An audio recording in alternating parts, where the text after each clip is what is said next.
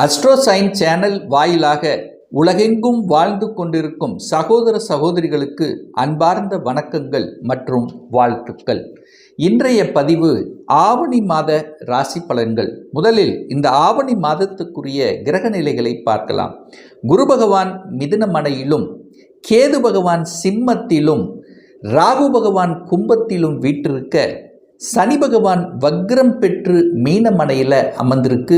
சூரிய பகவான் இந்த ஆவணி மாதம் முழுவதும் சிம்ம மனையில் ஆட்சி பலத்தோட வலிமையாக இருக்க போகிறாங்க. அப்போது இந்த மாதத்தில் கிரக பெயர்ச்சிகள் என்ன அப்படின்னு பார்க்கும் பொழுது, இந்த சுக்கிர பகவான் ஆவணி மாதம் 5ஆம் தேதி, அதாவது 21/8/2025 அன்று மிதுனத்திலிருந்து கடகமனைக்கு பெயர்ச்சியாகிறது. அதே போல புதன் பகவானானது கடகத்திலிருந்து சிம்ம மனைக்கு பெயர்ச்சியாகிறது. எப்போ அப்படின்னா ஆவணி மாதம் 14ஆம் தேதி, அதாவது 30/8/2025. அதன் பிறகு மீண்டும் புதன் பகவான் சிம்மத்திலிருந்து கன்னிமனைக்கு பெயர்ச்சியாகி ஆட்சி பலம் உச்சபலத்தோட வலிமையாக இருக்க போகுது. எப்போன்னா இந்த ஆவணி மாதம் 30ஆம் தேதி 15/9/2025. அதன் பிறகு செவ்வாய் பகவானானது இப்போ கன்னிமனையில் இருக்கார் அல்லவா, அந்த செவ்வாய் கன்னியிலிருந்து துலாம் மனைக்கு பெயர்ச்சியாகிறது. எப்போ அப்படின்னா ஆவணி மாதம் 28, அதாவது 13/9/2025 அன்று. சந்திரன், மனதை குறிக்கக்கூடிய சந்திரன் பார்த்திங்கன்னா இந்த ஆவணியினுடைய தொடக்கத்தில் உச்ச பலத்தோட ரிஷப மனையில் உட்கார்ந்துருக்கார். ஸோ இந்த கிரக அமைப்புகளை வைத்துக்கொண்டு இந்த ஆவணி மாதம் எதை செய்யலாம், எதை செய்யக்கூடாது, எது நல்லா இருக்க போகுது, என்ன மாதிரியான தெய்வ வழிபாடு உகந்தது என்பதை பற்றித்தான் இந்த பதிவில் நம்ம டீட்டெயிலாக பார்க்க போகிறோம். அதற்கு முன்னால் நம்முடைய சேனலை நீங்கள் ஃபஸ்ட்டு டைம் பார்ப்பவர்கள் என்றால் மறக்காமல் சப்ஸ்கிரைப் பண்ணிக்கிங்க. மகர ராசி அன்பர்களே, இந்த ஆவணி மாதம் என்ன பலன் எப்படி இருக்குன்னு பார்க்கும் பொழுது, உங்கள் ராசிநாதனான சனி பகவான் 3ஆம் இடத்துல போய் அமர்ந்து கொண்டு வக்ர நிலையில் இருக்கார். அப்போது ராசிநாதன் 3ல் இருக்கிறது நல்லது. பொதுவாக பாவ கிரகங்கள் 3, அதாவது உபஜயஸ்தானத்தில் இருக்கிறது நல்ல தன்மை. அதுவும் இப்போ வக்ர நிலையில் அடைக்கிறது ரொம்ப நல்ல தன்மை. உங்கள் ராசிநாதன் வக்ரம் பெற்றிருக்கும் போது என்ன சொல்லுவோம், சுறுசுறுப்பாக செயல்படுவீங்க. ஒரு மந்த தன்மையில் இருந்த உங்களுக்கு இப்போ சுறுசுறுப்பு அதிகமாக இருக்கும். எதையும் செய்யலாம் என்கின்ற அந்த எண்ணப்பாடுங்கிறது உறுதியாக இருக்கும். சாதிக்கணும் என்கின்ற மனப்பான்பு அதிகமாக இருக்கும் இந்த மாதம். அதே சமயத்தில் புதனும் சுக்கிரனும் உங்கள் ராசியை பார்க்குது. புதனுங்கிறது புத்திசாலித்தனம் மிக்க ஒரு கிரகம் அல்லவா. அவர் லக்னத்தை பார்க்குறார். அறிவுத்தன்மை புலப்படும், ஞானத்தன்மை அதிகமாக இருக்கும். எதை எப்படி செய்யணுங்கிற அந்த புத்திசாலித்தனம் இந்த மாதம் சிறப்பு பெறும் அப்படின்னு எடுத்துக்கலாம். அதே சமயத்தில் சுக்கிரனும் பார்க்குறார். சுக்கிரன் தான் உங்களுக்கு யோகத்தை தரக்கூடியவன். இந்த மகரத்துக்கு ராஜ யோகத்தை தரக்கூடிய ஒரு கிரகம் அப்படின்னா அது சுக்கிர பகவான் தான். ஒரு கேந்திரத்துக்கும் ஒரு கோணத்துக்கும் அதிபதியாக இருக்கக்கூடிய சுக்கிரனும் உங்கள் ராசியை பார்ப்பது அற்புதமான செயல். நினைத்த காரியங்கள் ஜெயமாகும். எது நினைக்கிறீங்களோ அதை செயல்படுத்துவீங்க. நல்ல நல்ல விஷயங்கள், ஒரு சுபமான விஷயங்கள். ஏன்னா சுக்கிரனுங்கிறது ஒரு சுபத்தன்மை அல்லவா, குருவுக்கு அடுத்த சுபத்தன்மை. அந்த சுக்கிரன் உங்கள் ராசியை பார்க்குறது சிறப்பு. பணம் ஏதோ ஒரு வகையில் உங்களுக்கு வந்து கொண்டு இருக்கும் அப்படிங்கிறது தான் அமைப்பு. ஏன் இதை ஸ்ட்ராங்காக சொல்கிறேன்னா, 2ஆம் இடத்தில் பிரம்மாண்டத்துக்கு காரகிரகமான ராகு உட்கார்ந்துருக்கார். அந்த குருவும் 2ஆம் இடத்தை பார்க்குது. பணத்துக்கு பிரச்சனை இல்லை. 7.5 சனி முடிவு பெற்று விட்டது. சனி பகவான் வக்ர நிலையில் உக்ரத்தோடு செயல்பட்டு கொண்டிருக்கிறார். அப்போ என்ன, அடுத்த பரிணாமத்துக்கு செல்லக்கூடிய தன்மை. 7.5 வருடங்களாக ஏதோ ஒரு வகையில் கஷ்டப்பட்டு கொண்டிருந்த இந்த மகரத்துக்கு விடிவு காலம் வந்துவிட்டது. நல்ல தன்மையை நோக்கி, ஒரு நல்ல நிலையை நோக்கி சென்று கொண்டிருக்கிறீர்கள் அப்படிங்கிறது தான் அமைப்பு. ஸோ இந்த மாதம் சிறப்பு பெறக்கூடிய ஒரு நல்ல மாதம். நடக்காத ஒன்று நடக்க போகுது. ஒரு சந்தோஷமான செய்தியை கொடுக்கக்கூடிய அமைப்பு இருக்கிறது, ஸ்ட்ராங்காக இருக்கிறது அப்படின்னு சொல்லுவேன். ஏன் ஸ்ட்ராங்காக இருக்குதுன்னு சொல்லுவேன்னா, லாபாதிபதி 9ஆம் இடமான பாக்கியஸ்தானத்தில் இருக்குது. அப்போ சந்தோஷத்தை தரக்கூடிய 11ஆம் அதிபதி தனக்கு 11ஆம் இடத்தில் இருக்கிறது கூடுதல் சிறப்பு. கடந்த 3 மாதங்களாகவே பார்த்தீங்கன்னா அந்த செவ்வாய் பகவான் எங்கே இருந்தார்? நீச்சத்தன்மையில் இருந்தார், 8ஆம் இடத்தில் இருந்தார். இப்போ 9ஆம் இடத்துக்கு வர்றார்.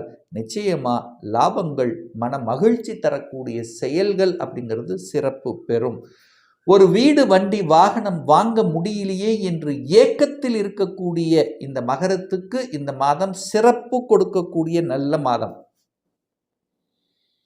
வீடு, வண்டி, வாகனம், புது வீடு, புது வாகனம், புது உறவுகள். 7ஆம் இடத்திலிருந்து சுக்கிரன் பார்க்குறார்.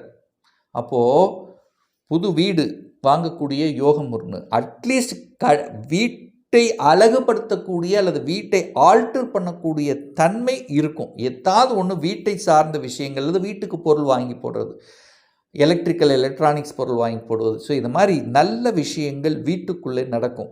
புதிய வாகனம் வாங்குவதற்கு உகந்த மாதம். ஏன்னா சுக்கிரன் உங்களை பார்க்குறார். காரக கிரகம், வாகனத்துக்கு காரகிரகமான சுக்கிரன் பார்க்குறார். உங்கள் ராசியை பார்ப்பதும் 4ஆம் அதிபதி 9ஆம் இடத்துல பாக்கியஸ்தானத்தில் இருக்கிறதும் சிறப்பு. அந்த பாக்கியாதிபதி போய் சுக்கிரனோட சேர்ந்திருக்கிறது அதை விட சிறப்பு. ஸோ ஆக மொத்தம் புது வீடு, புது வாகனம், புது உறவுகள்னா திருமணம். அதாவது ஒரு நல்ல உறவு பேணி காக்கக்கூடிய தன்மை. சுக்கிரன் 7ல் இருக்காரா, அப்போ கலத்திர விஷயங்கள் நன்றாக இருக்கும். அப்போ என்ன, பாக்யாதிபதியோட கூட இருக்குது. அப்போது உங்களுக்கு ஒரு திருமண பாக்கியம் கிடைக்கப் போகிறது. அதில் எந்த மாற்று கருத்து இல்லை. அல்லது கணவன் மனைவிக்குள்ளேயே சின்ன சின்ன சண்டைகள் இருந்தால் ஒரு அந்யோன்யம் பிறக்கக்கூடிய அமைப்பு, ஒருத்தரை புரிஞ்சுக்க கொள்ளக்கூடிய நிகழ்வு உண்டாக்கும். அல்லது குழந்தை பாக்கியம் கிடைக்கக்கூடிய அமைப்பு இருக்குது. ஏன்னா 5க்குரியவன் 7ஆம் இடத்தில் அமர்ந்திருக்கார். அப்போது குழந்தை பாக்கியம் கிடைக்கக்கூடிய, புது உறவு கொடுக்கக்கூடிய அமைப்பு இந்த காலகட்டம் சிறப்பு பெறும். இதில் எந்த மாற்று கருத்தும் கிடையாது.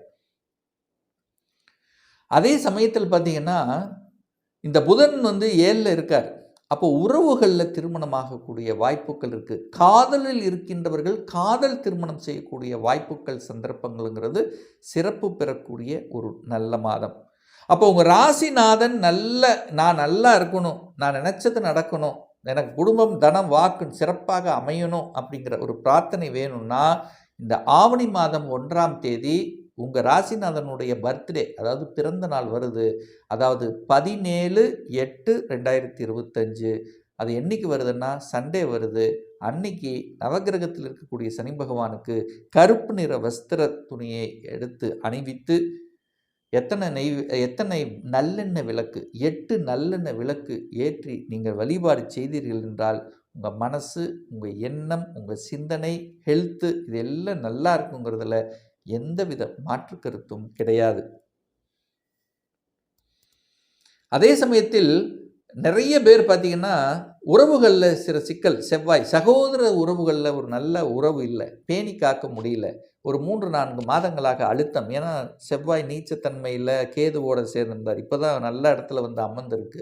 அப்போ உறவுகளில் நல்லா இருக்கணும், ஒரு நல்ல லாபம் கிடைக்கணும், தொழில் ரீதியாக ஒரு நல்ல லாபம் கிடைக்கணும். ஏன்னா செவ்வாய் தான் உங்களுக்கு லாபாதிபதி.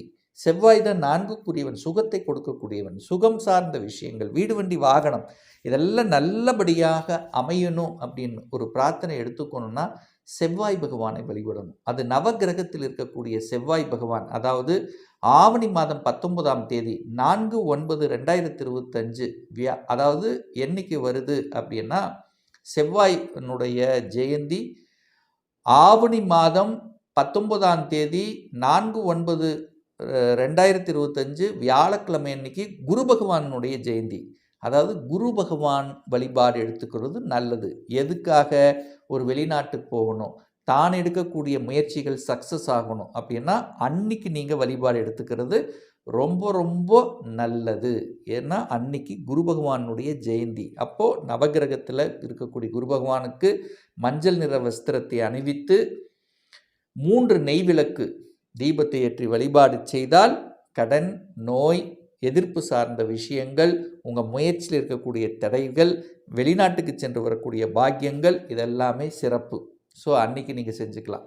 செவ்வாய் பகவானுடைய ஜெயந்தி என்னைக்கு வருது அப்படின்னு நீங்கள் கேட்டிங்கன்னா ஆவணி மாதம் 9ஆம் தேதி 25/8/2025 திங்கட்கிழமை வருது செவ்வாய் பகவான்.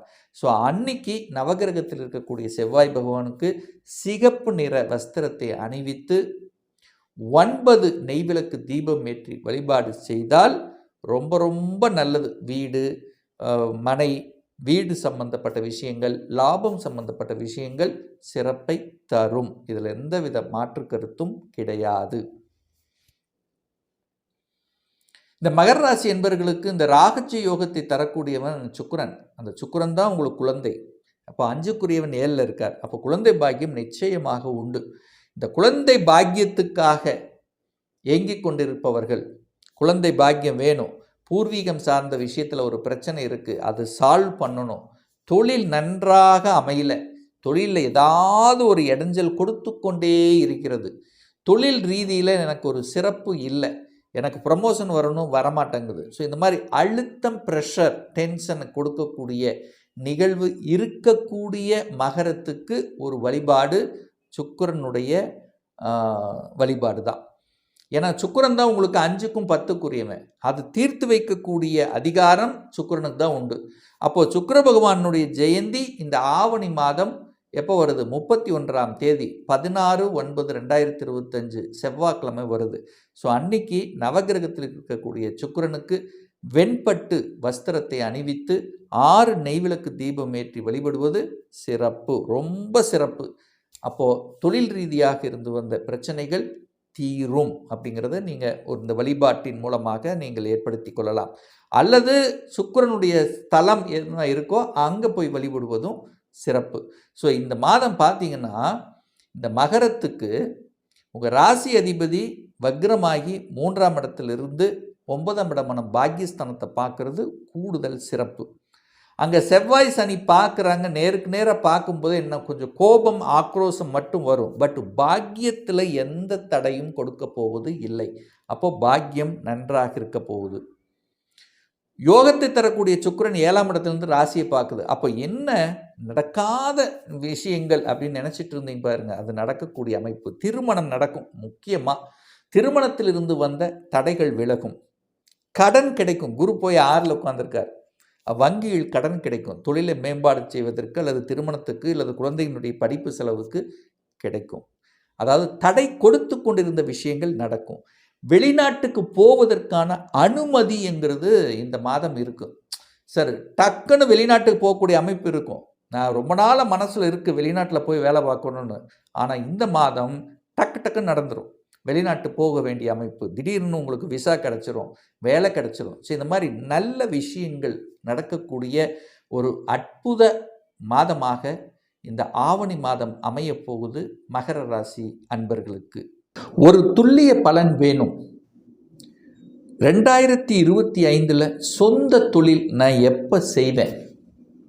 திருமணம் தடைப்பட்டு கொண்டே இருக்கிறது. எப்போ தான் நமக்கு திருமணம் நடக்கும்? எப்போ நமக்கு குழந்தை பாக்கியம் கிடைக்கும்? எந்த கோர்ஸ் எடுத்து படித்தா நம்மளுடைய ஃப்யூச்சர் நன்றாக இருக்கும்? எப்போ இடைமாற்றம் கிடைக்கும்?